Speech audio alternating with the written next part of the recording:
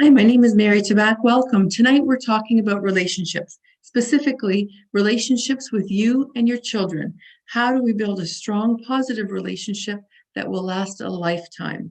So tonight we're going to be talking about why relationships are so important and some quick tips that you can start right away to incorporate into your home and into the fun times that you have with your family. So let's get started. First, the research. One of the things we know from Search Institute is that fewer kids are experiencing the benefits of healthy relationships. If you think about when you were growing up and how you were raised, you were probably outside playing on the road with your neighbors. You were probably going to groups. There was more unsupervised time. These days, kids are growing up at home. There's more social media. There's more demands on parents. Life is a little bit more complicated. Neighborhoods are not what they used to be. Many times, most of us come home, we close our door, and we don't see our neighborhood again. So things are more complicated these days. So fewer kids these days are experiencing the benefits of a healthy relationship. So we then have to become more intentional to find more ways to have for our kids to grow up in healthy relationships because it is so important. What we know from the research is that strong relationships are connected to increased self-esteem, increased social emotional well-being, increased coping skills. Kids that have grow up in strong positive relationships do better at school. They are more comfortable finding friends. They have less risky behaviors as they grow up. Health Canada and the pediatric journals for medicine all agree that relationships protect our children from harm, but also build resilience so that they can go out into the world and succeed. One of the things that's important to know as your kids grow, by the time they get into their teen years, research says that children will need 3 or more adults in their life that they feel connected to other than their parents.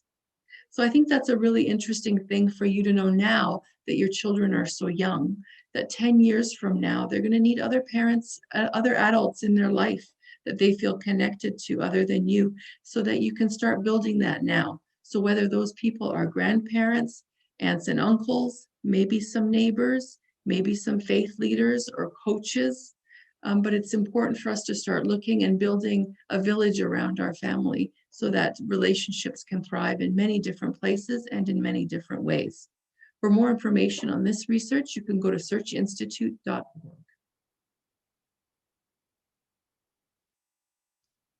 We're now going to talk about 5 areas of focus when you're building a meaningful relationship with your children. And the first area is to express care.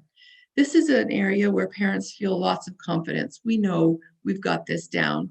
We do this really, really well. So expressing care means being dependable. It means to listen.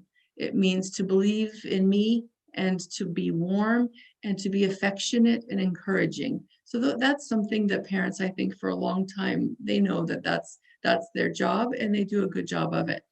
A couple of examples here related to being dependable that I've witnessed by hanging out with lots of family with little children is that children really, and one of my children actually held me to account on this one. If I said I was going to do something, boy, I had to really follow through. So that if you're saying something to your kids about, I'll play with you after I finish sending this email, it's really important to follow through on that. Children remember how that feels when the parent follows through. It makes them feel like they matter. And that's really what expressing care is about. It's about showing that they matter to you. Listening is another really important component of expressing care. And I learned this one also the hard way. One of my kids, I didn't feel so close to over a number of weeks. And so one of my friends told me when he comes into the room, just stop everything you're doing, smile, light up, make some eye contact, and he'll be brought in and your relationship will be better. And I just did that simple little thing every day. And it changed the way that we were able to grow together. So I think that listening is really important. We have a principal in one of our elementary schools who drops to his knees every time a little person from kindergarten or grade 1 or grade 2 come along, because that's his way of showing that you're important to me, you matter, and I want to really pay attention to what you have to say. And so I think those are really great examples. Other times, I think it's important to say to children when they say to you, "Why are you doing that, mommy?" I think it's really important to say, I do this because I care about you. I think some of the reasons that we do the things we do, it can be because we want to speed up time or because we want to get from one place to another. But I think sometimes we do it because we care. And I think that that's a really important thing for our children to hear about. So choosing your words really carefully around that. The other thing with express care is affection. Affection changes as the kids grow. When they're little, it's easy to hold their hand or plop them on your lap or give them hugs or squishy time around bedtime is really easy. But as they grow, affection tends to really drop off as our kids, especially once they get into their preteens. So you find new ways to express yourself and to be affectionate with your children because it's no less important as they grow. It just needs to be different. So it's just a different way, finding different ways to express care through your affections. The next one I want to talk about is challenge growth. So push me to keep getting better. That's what challenge growth is about. And I think what's important about this one is that we do challenge their growth by also expressing care. Sometimes if we just push them to keep getting better and we don't do it from a caring place, it can come off a little cold, and sometimes our kids will respond to that. The best example I have for challenging growth, I always have the visual of when the kids are learning to walk. And as parents, we did a really good job of supporting them in that area of growth. We got down on our knees. We didn't wrap them in bubble wrap. We let them fall if they had to fall. We let them get back up again on their own. We encouraged them. We cheered them on, gave them a hug at the end of it. And we were there for them. So being there for them, expecting them to do it on their own, holding kids accountable and responsible for anything that happens is a great way to challenge their growth. So not protecting them, not catching them every time. Kids need to learn how to deal with those little hurts so that they can deal with the bigger hurts when they get bigger. So that's really important. And even helping them reflect on failures, that we all make mistakes and that we all can learn from our mistakes and we can get better and better through practice. So those are all different ways of challenging growth. The next area of building a strong and meaningful relationship is to provide support. And what that really means is help me to complete the tasks and achieve my goals. And I think parents do a really good job at providing support as well. We help them navigate their lives, complicated systems like school. We empower them to be able to do things on their own. We advocate for them when they need us to do that. But we also set boundaries so that they're safe. They know what the rules are and they play within those rules. I think that providing support is something in the research that parents also have high confidence in. And we do it really, really well. Sometimes it's important for us not to take over. I have a story from my own children. I never had patience for them putting their coats away and hanging coats up on our coat rack. So I bought hooks and I put hooks all over our house and then they would just hang their coats on the hooks. But now I have 20-year-old kids that still don't hang up jackets. But what I needed to do is have some patience and let them hang up their coats when they were little instead of doing it for them all the time. So the same thing when we used to have shoelaces and we used to teach our kids how to tie up shoelaces, patience, and for them to learn the things that they can do by themselves to make sure they do them by themselves. Really important. The next key area of focus is sharing power. So treat me with respect, treat me fairly, and give me a say in things that include me. So sharing power is not about giving power over. It's about sharing power and having respect for this little person who has their own life, who has opinions and who has ideas about what they would like to do in different situations. Sharing power becomes more and more important as kids grow. I can't tell you how many times working in a high school where parents would come in frustrated with their 15-year-old because they're not being independent, they're not taking risks, they're not joining clubs, they're not, talking to their teachers. And for sure, we talk about, well, how did they get this way? And it's because the parents have done it for them all along. So it's about when our kids are little, asking them for their opinions, following through on some of their ideas, sharing power where it is fair. So like the color of their bedroom, or what they want to wear on their day, or how they want to eat their food, with a spoon or a fork. There's lots of little decisions throughout the day where our children can practice making decisions and having an opinion, because at the end of the day, that's what we want. And that's what this complicated world requires, is people that are going to be thinking for themselves and standing up and advocating for themselves. And starting that young and early is a really good time to do it. The next one is, and sharing power, by the way, is once we get into the teen years, it's the greatest predictor of positive outcomes and success. So sharing power is something we really need to, as an adult group, whether parents or professionals working with young people, that we all need to spend a little bit more time getting comfortable with, because it will make a big difference to our teenagers and young adults and moving into adulthood.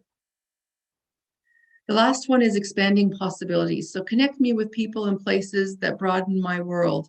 And I think we do a really great job of that as parents. We're constantly taking our kids to try new programs and go to field trips and explore nature in the hikes that we take them on, and books, all the different kinds of books that we introduce them to. So we do a really good job of expanding possibilities, and following their interests is going to be really important here. So whether your little one is interested in bees or soccer or crayons, it's important for us to follow their interests and really look for when their eyes light up, when we see those sparks, so that we can help them to identify where their strengths are and where their areas of interests are, and how we can help to take them deeper into those areas of interests.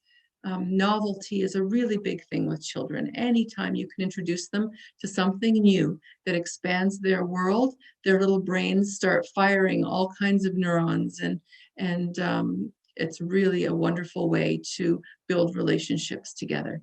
For more information and for more ideas related to any of these key areas of focus, you can go to keepconnected.searchinstitute.org. They've created some great pages for parents for more ideas on those areas.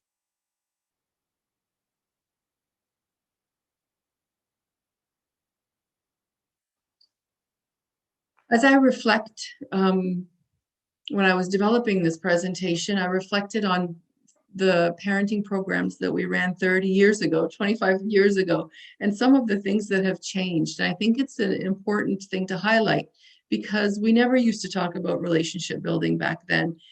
Back then it was very prescription. If you had a kid that was having a tantrum, here's what you would do, not taking into account, what else was happening in that situation, not taking into account how different one little person is from another. So parenting has changed a lot over the years.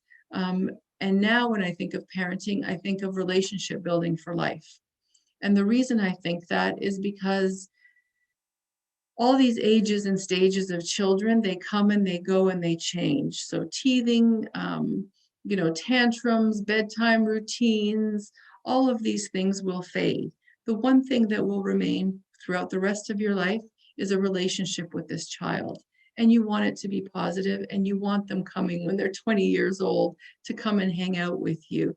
So if you start thinking of parenting as relationship building for life, I think it opens up your ideas for what else you can be doing with your children and with your family. So when I say that, I'm thinking about when you come together at a dinner table, it's not just about coming to sit and eat. The dinner table now becomes an area for relationship building. When you're playing a board game with your children, it's not just about killing time and having fun. it's an opportunity to build relationships and bond. So we want to show respect. We want to have boundaries. We want to express care during that time. We want to challenge growth, provide support as people are learning new things, do all those things. And then it becomes more of a habit and we get better at it and better at it. So by the time they're teenagers, you guys will have it down pat, because all of these things that we've talked about today will still be important when they're teenagers. So thinking of parenting as relationship building for life with this child. I get a bit nostalgic when I talk about that because I am a nurse. My background is in nursing, and I did used to work in a hospital. And I did get the privilege to spend time with people at the end stages of their life. And they never talked about their work and where they had been and what they're traveled, and what they always wanted to talk about were the people that they had met in their lives, the people that they had loved and the people that they had lost, and the relationships that they wished were better. Um, so that's how we know that the relationships in our lives are the most important things that we can do. It's through relationships that our kids will grow. It's what gives them roots so that no matter where the wind blows, the relationships will keep them strong. The other way that things have changed is that it's not just about parenting, it's about increased play. So when I talk about little kids and we talk about those 5 areas of focus: express care, challenge growth, provide support, share power, expand possibilities, we're talking about how do you do all those things while you're playing with kids? Because we know now from the research that that is how kids learn. That is how kids grow. It's through play. It's through play that we can bond with them. We can have fun. Those relationships become extremely powerful. So parenting has gone away from provide a roof and food, which was the role of many of our parents probably, to building relationships and increasing playtime as much as we can, in order to build those relationships, because that is going to create the kind of person that is going to succeed in a world that's as complicated as the world today. One of the other things I would encourage you to look for is strengths in your children. So for many, many years in our society, and I would say also in many systems today, we are looking for areas of weakness. What's not working? Let's fix it. And oftentimes parents get caught up in that because there's a lot of fear associated with something not quite right with our child. And for sure, if there isn't, you go see a doctor. But none of us are perfect. All of us have strengths and weaknesses. And if, as parents, we draw attention to our child's weaknesses, that will play out in our relationship with the child. Focus on their strengths, you will see more strengths. Focus on their strengths, they will grow more strengths. It is the single easiest, most important thing that we can do in order to build a strong, safe relationship, is that we see the strengths and the gifts in each other. And that includes the kids.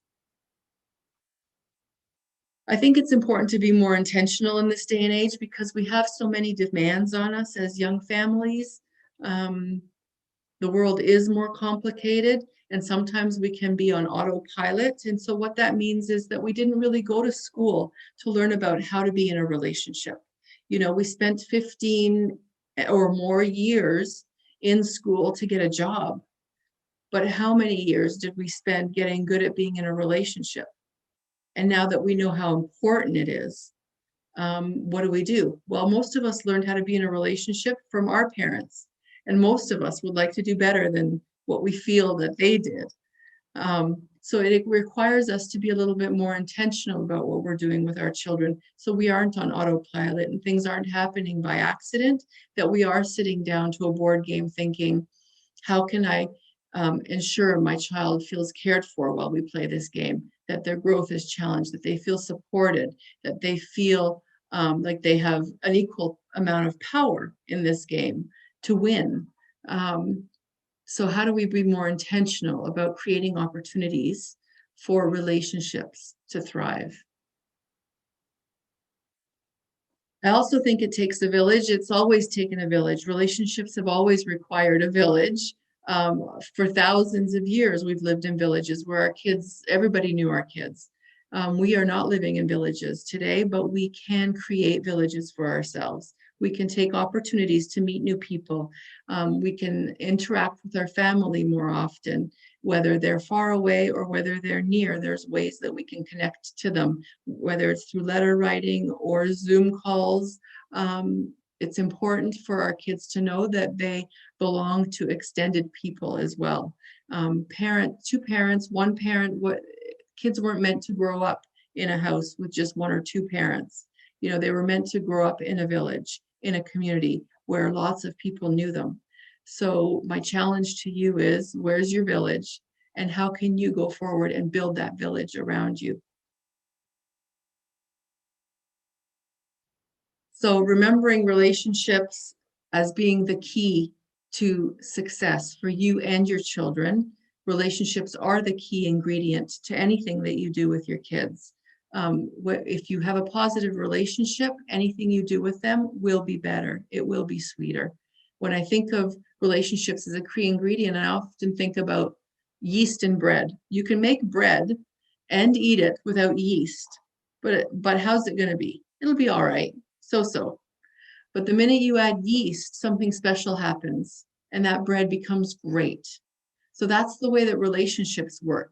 You can sign up your kid to a program and it can be the best program in the world. But if the person that is leading that program is not coming from a relationship point of view, your kid won't get that much out of it. And the opposite is true. If you sign up your kid for a program that's not so good, but the leader of that program is a relationship person, your child will feel connected, they will feel heard, they will be respected, and they will thrive. So it's the relationship that's the key ingredient to anything that we do with kids. Research shows us the way. Lots of research has been done in the last 20 years related to child brain science and what works with children. We know play works, we know relationships work, we know emotions are important in talking to your kid about their feelings. Research shows us the way. There's lots of research, lots of great books that you can read to learn more about this. And I guess I want to end talking about that small things make a big difference with kids. I'm not saying that you have to redo everything that you're doing at home or join some kind of a program. It's about the small things that make a big difference. It's about the little sorry letter in their lunch bag if the morning was rushed and chaotic. It's about the little I love you letter under their pillow one day. It's about the small little things every day, the random acts of kindness where you're expressing care that make the biggest difference for your children. So it's not anything big that you have to do, any big changes. It's not about buying gifts. It's about being present in the moment with your child, really hearing them and finding those small things, small different ways that you can make a connection every day. Of course, you can only do this if you take care of yourself. So this is new in parenting as well.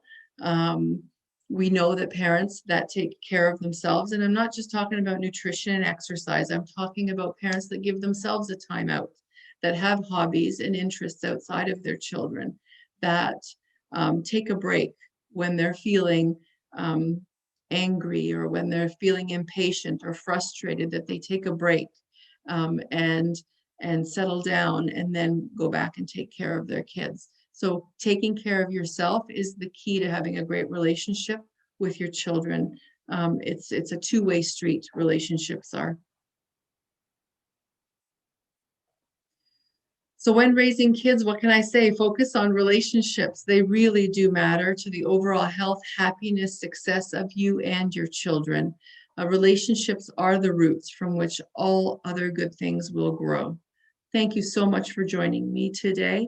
From my house to yours, I wish you love, light, and joy. Take care.